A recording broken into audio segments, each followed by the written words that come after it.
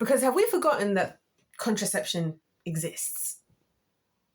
Because have we forgotten that there are actually many options that have a pretty high percentage rate to not have a child? Have we forgotten about that? I just want to ask this as a genuine question, okay? Because let me give you guys a bit of backstory as to why I'm asking this, right? From my own journey with contraceptives, okay?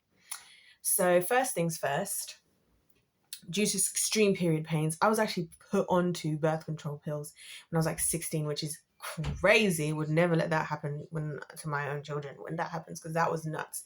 But and nuts in terms of like the effects of the medication. I mean, but we all didn't know what we all didn't know then. We're here now. And also, I remember being at school as a teenage girl, and we were told in this country from the age of 13 up to, I believe it's 25. I forget the upper thing, Bobs. Whatever the upper age is, I don't know. I'm not on contraception. But anyway, that we can get it for free. We can get it for free without any, without having to tell your parents. Your parents don't have to know that you're on contraception. Now, when I got put on it for my period pains, I was with my mum at the time, so this wasn't weird or whatever. My mum was there. She was a part of the whole process. So just to be clear. So it was free. And in all of my education, there was always a local place, usually walking distance. You walk in there, you sign a piece of paper, you say, I need X, Y, and Z. They do whatever checks they have to, if they have to, and you walk out there with whatever you came in for and a little bag with like 10 condoms in it, right? So that's the norm. That's 13 up to like 25, whatever, plus. I can't remember the age. I wish I had checked before I started this video. Now, I'm aware in other countries in the world that obviously contraception is not free. But there are a lot of things we in the adult population spend a lot of money on. Things like coffee. Things like going out with our friends to do whatever. Overconsumption courtesy of TikTok shop and Instagram shop and everything else that we're being overly bombarded with things that we need. Amazon. Game changer. You know what I mean? The new iPhone. Making sure you get yourself the new iPhone with the AirPods, with the Apple Watch, with the everything. Yeah. So what I would like to understand is how people just seem to because people will be having kids, right? And they'd be like having kids as if they're catching Pokemon. Because I'm like, yeah, I got like 5 kids and such and such. And I'm like, and these are obviously in situations where it's clear now that this wasn't for the best. Okay, obviously, go off. I think big families are beautiful. That's why I always wanted a big family myself. But anyway, so many situations where I just think you get to a point, right, where as an adult, and there's no judgment here. I really don't mean any judgment. I'm genuinely confused, like genuinely. There gets to a point where as an adult, particularly as an adult woman, you become very aware of the fact that you have a womb and what the capabilities of said womb actually are and how insane it is. From one way or another, it could be having a first child getting pregnant. It could be having a miscarriage. It could be having an abortion even, right? It could just be the lovely roller coaster that is our hormones every single month. As we all know, 'tis horror. So what I want to understand is why it just seems like in society today, it's almost as if like so many people, not everybody, but a lot of people, there's a big chunk of people, or I should say women, I'll speak to the women, because ultimately we are the ones, we have the power to close our legs in our own right. Because that's what I'm saying. People are acting like, oh, I had to get this, I had to have this. Like, for example, actually, let's go here. Because this is the thing that drove me crazy, right? The fact that I was listening to this presidential debate with Kamala Harris and Donald Trump, right? And I didn't get very far into it. I got about 20, actually somebody called me to be fair, so maybe I would have finished it, but I got about 20 minutes in. I couldn't believe that of all the things that we would need to talk about as the adult population in 2024, in a presidential debate that was only like an hour and a half, however long it is anyway, that so much time was spent on the topic of abortion in particular. Abortion. Like, not let's make contraception more affordable. Not like, and this is what I'm saying. Why do we always have to be a reactive as opposed to preventative society? Why are we always so, you know what? That is such a good point that I've just made. Come to think of it. Why are we always such a reactive instead of what is the other word I just said? I forgot the word, guys. It starts with a P. You were here, you heard it. Right? Preventative. Why is that?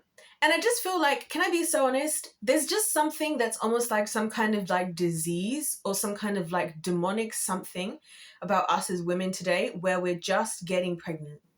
Now, I want to be very clear that no child, I believe every single child on the planet and every single human being, the Lord willed to be here. Okay, so I don't think anybody's a mistake and whatever. I just want to be so abundantly clear about that. And I also want to be clear to say that I have friends. I have a friend who was a child of, the R wording thing that people are always like, well, what if it was this, right? I have a friend who was a product of that. And I have a few friends who actually, at some point in their life, did make the decision to, abort their child. I myself have had a miscarriage. So I'm saying this not from some kind of higher upper echelon of like judgment. I'm saying this from like, I've had conversations with all of these people and also with many others. And I've just looked at the situation and I've recognized that the amount of kids that are just being born and the way that they're just casually being born is actually a very preventative measure, because what's now happened in the world, and this is why I care so much, because obviously I work with kids, right, is we now have a generation where I feel like majority of this generation of children is what I would describe as orphans. As in, like, their life was not something that was brought about because of genuine, loving, caring parents who were so happy to have these babies. I believe there was a lot of mistakes, a lot of just like, I don't want to say mistakes actually, because it's not really that much of a mistake to just, you don't just fall into, like, you see what I mean? There's processes, because even if somebody just falls into you, right, it's not like sperm is just falling out into the womb. You know what I'm saying? So like, let's not act like we're just out here accidentally, but anyway, you all know what I'm talking about, right? So I'm here looking at the situation and I'm like, there is so many kids who are, and because the thing is, just because a child has two parents at home doesn't mean anything. It doesn't mean anything, because children can sense when they're unwanted or when they're seen as a burden, especially in this day and age where you barely even see them a lot of the time because they spend a lot of their time at school, and then you put them in the after school this, and then they go and hang around at their friends, and then this is this. And all the parents panic over here in this country for 6 weeks, like, oh, the 6 weeks, like, oh my gosh, your kids are going to be at home for 6 weeks. The children that are supposed to be your blessing, oh my goodness, they're at home for 6 weeks. So I'm saying, you know what? I get it. I'm here to remind us all, contraception exists. Ladies and gentlemen, I'm here to remind everyone, contraception exists. Because it's really not fair on the kids. That's mainly why I'm saying this. It's not a judgment to anybody. Listen, we've all made decisions. We've all done things that maybe we realize in hindsight we're not for the best or whatever. I'm not judging anybody. What I'm saying is, let's stop repeating the same things and let's actually learn. So maybe what we should be doing, instead of talking about all this stuff to do with abortion laws, maybe we should be talking about contraception and how we're going to make that more doable. Get a vasectomy. Heck, get your tubes tied. Some of you don't need to be having kids anyway, honestly, because you're not even trying to do the work to remove all the generational curses and to remove all the trauma and the brokenness on yourself anyway. So just go ahead and don't have any kids. Honestly, it'd be for the betterment. Some of you really shouldn't be having children. To be fair, I've said that as a teacher, because it's just like, well, why would you do this? Oh, because I thought it'd be nice. Or a lot of what I hear a lot, and unfortunately this happens a lot with women, I find these two problems that happen. The problem with us women a lot of the time is we think of the fantasy of it all. Oh, I would love to have a mini me. I'd love to dress up somebody like myself. I'd love to, or it's fun to be part of the mum clubs. Don't get me wrong, I feel left out not being part of the mum clubs, okay, and all of that. But then that's not the real life of being a parent. And then similarly with the men out there, like, yeah, I want to continue on my lineage and I want to continue my bloodline. It's like, but are you going to actually make it a bloodline that's being worth continuing? Like, this is one of the things I've been trying to say, like, to the fellas out there, listen, stop naming your sons after you unless you're the man that you want your son to be. Okay?